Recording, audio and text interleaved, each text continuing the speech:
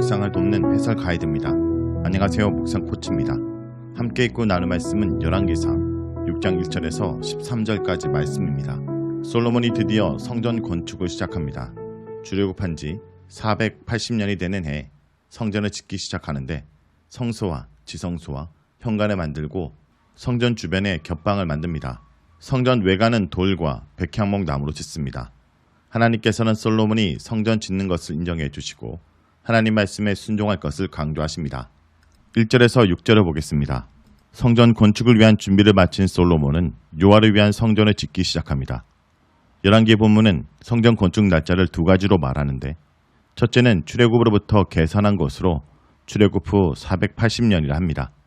이것은 성전 건축을 출애굽의 관점에서 보려 하기 때문입니다. 성전 건축은 출애굽부터 이스라엘과 함께 이동하던 하나님께서 이제 자신의 언약 백성인 이스라엘 가운데 정착하신다는 의미로 출애굽의 완성이자 새로운 시대의 시작으로 해석할 수 있습니다. 둘째, 솔로몬이 왕이 된 지 4년 15월 둘째 달입니다. 솔로몬이 왕으로 등극한 해가 주전 961년이라고 일반적으로 받아들여지기 때문에 성전 건축은 주전 957년에 시행되었다고 볼 수 있습니다. 그리고 15월은 당시 이스라엘 원력으로는 8월이고 현재 태양력으로는 4월이나 5월 정도가 됩니다. 후에 포로에서 돌아온 이스라엘 사람들이 성전을 지을 때 돌아온 지 2년 둘째 달에 시작하는데 포로 후기 이스라엘 원력 둘째 달도 양력으로 4월과 5월로 솔로몬 성전과 같은 달에 성전을 짓기 시작합니다. 2절에서 3절은 솔로몬 성전 크기로 단위는 전부 규빗인데 한 규빗은 대략 45에서 50cm입니다. 성전의 길이는 60규빗으로 30m이고 너비는 20규빗으로 10m이며 높이는 30규빗으로 15m입니다. 높이가 15m면 대략 5층 정도의 높이가 됩니다. 이런 성전의 전체적 크기는 대략적으로 성막 크기의 2배 정도 됩니다. 그리고 성수 앞 주랑의 길이는 20규빗이고 폭은 10규빗입니다. 여기서 주랑은 본관 앞에 붙어 있는 현관으로 지붕과 기둥이 있는 구조물이며 성막에는 없던 곳입니다. 4절에서 6절은 성전의 외관을 설명하고 있습니다. 성전에는 창틀이 있는 붙박이 창문을 내었다고 하는데 이 창문은 깊숙이 들어간 지붕 근처에 있는 높은 창으로 열리는 창이 아니라 고정된 창입니다. 창틀로 번역된 단어는 창틀로 번역하기도 하고 격자창이나 다양한 형태의 격자무늬 창 등으로 다양하게 해석합니다. 어떤 모양인지 정확히 알기는 어렵지만 한기나 채광을 위해 위쪽에 만들어 놓은 창이 있었다라는 것이 분명합니다. 그리고 성전의 벽, 즉 성소와 지성소의 벽을 따라 그 둘레 부속 건물을 만들었는데 3층짜리 건물로 1층은 5규빗이고 2층은 6규빗, 3층은 7규빗의 방을 만들었습니다. 겹방의 들보가 성전 벽에 박히지 않도록 바깥벽에 턱을 내서 들보를 받칠 수 있는 구조를 만들었습니다. 들보가 성소의 벽에 박히는 것은 성소의 거룩성을 훼손하는 것으로 보았기 때문입니다. 그러므로 이 방들은 다락이라기보다는 겹방으로 물건을 보관하거나 제사장들이 사용하던 방입니다. 느헤미야 13장 5절에서 제사장 엘리야십이 도비야를 위해 방을 만들어 주었는데 바로 이런 방들 중 하나를 도비야에게 내준 것입니다. 다음은 7절에서 10절입니다.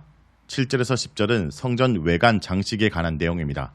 4절에서 6절이 대략적인 성전 모양을 이야기했다면 7절에서 10절은 성전 건설을 조금 더 자세히 설명합니다. 7절은 성전을 건축할 때 돌을 뜨는 곳, 즉 채석장에서 돌을 완벽하게 다듬은 후에 그것을 성전 건축하는 현장으로 가져왔기 때문에 성전을 건축하는 현장에서는 망치나 도끼 등 철 연장 소리가 들리지 않았다고 하였습니다. 이것은 출애굽기 20장 25절에 내가 내게 돌로 제단을 쌓거든 다듬은 돌로 쌓지 말라. 내가 정으로 그것을 쪼개면 부정하게 함이니라. 라는 구절과 연결하여 생각하는 경우도 있지만 이 경우는 성막을 지을 때 제단을 만드는 규례이지 전체 성전을 짓는 규례로 보기는 어렵습니다. 이것은 성전을 짓기 위해 매우 치밀하게 준비하였고 성전을 짓는 장소에서는 이미 준비된 것을 하나하나 맞추어가며 만들었다는 것을 의미합니다. 마치 성막을 만들 때 각각 부속품들을 준비하고 마지막에 이것을 조립한 것처럼 진행한 것입니다. 그리고 8절은 5절에서 6절에서 언급한 겹방에 대한 추가적 설명으로 입구와 구조에 대해서 언급합니다. 겹방의 입구는 성전의 오른쪽에 있으며 겹방이 2층과 연결됩니다. 그리고 겹방 내부에는 나사 모양의 계단이 있어 위아래로 다닐 수 있게 만들었습니다. 또한 본문에는 언급이 없지만 겹방으로 들어가는 문이 2층 높이에 있기 때문에 외부에서 문으로 가기 위해 밖에 1층 높이의 계단을 만들었습니다. 이런 세부적인 것은 언급이 없기 때문에 솔로몬 성전에 대한 그림을 보면 외부 계단이 있는 경우도 있지만 없는 경우도 많습니다. 9절은 지붕을 덮는 작업을 설명하는 것으로 마지막으로 백향목으로 들보를 만들고 그 위에 백향목으로 만든 널판지를 얹은 지붕을 덮었습니다. 10절은 겹방에 대한 보충 설명으로 성전 벽을 빙 둘러가며 만든 겹방을 백향목으로 성전과 강하게 연결하였다고 말합니다. 이 문장만 보면 어떤 식으로 겹방과 성전 벽을 연결했는지 알기 어렵습니다. 솔로몬 성전을 그린 그림에 의하면 백향목 나무를 들보로 사용하고 그 위에 두꺼운 백향목 널빤지를 얹어 층을 만들었습니다. 우리말 해석은 이런 그림을 근거로 한 해석으로 보입니다. 이렇게 솔로몬 성전의 외관은 돌과 백향목을 사용하여 완성되었습니다. 11절에서 13절을 보겠습니다. 11절에서 13절은 하나님께서 솔로몬에게 주신 약속입니다. 이렇게 성전의 외관이 완성되었을 때 여호와께서 솔로몬에게 나타나십니다. 아마도 지난번처럼 솔로몬 꿈을 통해 나타나셨을 것으로 추정됩니다. 솔로몬에게 나타나신 하나님께서는 이것이 내가 짓고 있는 성전이구나 라며 솔로몬이 성전을 짓는 것에 대해 인정해 주십니다. 일단 성전을 인정하신 하나님께서는 솔로몬에게 성전보다 더 중요한 부분을 상기시킵니다. 그것은 바로 하나님 말씀을 지키는 것입니다. 이를 강조하기 위해 나의 법도를 따르며 나의 율례를 행하며 나의 모든 계명을 지켜 그대로 행하면 이라고 삼중적으로 표현하고 있습니다. 이렇게 하나님의 율법에 대한 순종을 삼중적으로 강조한 것은 성전보다 말씀에 대한 순종이 더 중요하다는 것을 강조하기 위함입니다. 하나님께서는 말씀에 순종한 대가로 세 가지를 약속하십니다. 첫째, 다윗에게 말씀하신 자신의 약속을 세우실 것이고, 둘째는 이스라엘 자손 가운데 있을 것이며, 셋째는 내 백성 이스라엘을 버리지 않겠다는 것입니다. 특히 세 번째 내 백성이라는 표현은 하나님과 이스라엘의 언약적 관계가 계속해서 유지될 것이라는 의미입니다. 이런 말씀과 약속을 통해 하나님께서 분명히 밝히시는 것은 하나님과 솔로몬과의 관계, 그리고 하나님과 이스라엘과의 관계는 성전 유무에 의해 결정되는 것이 아니라 하나님 말씀에 대한 순종에 의해서 결정된다는 것입니다. 아무리 성전이 값비싸고 멋지게 지어져도 하나님 말씀에 대한 순종이 바탕이 되지 않으면 아무 소용이 없다라는 것을 미리 경고하신 것입니다. 성전은 보이지 않는 하나님께서 이스라엘 백성과 함께 하신다는 상징적인 장소로 하나님께서는 성전에도 계시지만 성전을 떠날 수도 있는 자유로운 분이십니다. 그렇기 때문에 이스라엘 백성이 하나님 말씀에 순종하면 성전을 통해 이스라엘 백성과 함께 계시지만 하나님 말씀에 순종하지 않으면 하나님은 언제든지 성전을 벗어나 이스라엘 백성 중에 계시지 않을 수도 있다는 것입니다. 이런 본질을 잊으면 하나님이 없는 교회에서 하나님 없이 예배를 드리는 종교인으로 전락하게 됩니다. 자, 여기까지가 열왕기상 6장 1절에서 13절까지 말씀입니다. 오늘 말씀을 통해 우리는 무엇을 묵상하고 적용해야 할까요? 성전 자체가 이스라엘의 안전을 담보해 주지 못했다는 것을 잊어서는 안 됩니다. 하나님은 그들이 하나님의 율례와 법도를 따라 살 때만 이 백성을 버리지 않겠다고 하십니다. 왜 하나님의 성전이 있는 예루살렘은 멸망해야 했는가? 라고 묻는 당시 열왕기의 1차 독자들에게도 꼭 필요한 답변이었을 것입니다. 하나님 사랑에 반응하고 순종하는 백성으로 사는 것 외에 우리의 구원을 보장받을 수 있는 것은 아무도 없습니다. 성도 여러분, 오늘도 마찬가지입니다. 눈에 보이는 성전이 중요한 것이 아니라 우리가 오늘 말씀을 따라 성전으로 살아가는 것이 중요하다는 것을 잊지 않길 바랍니다.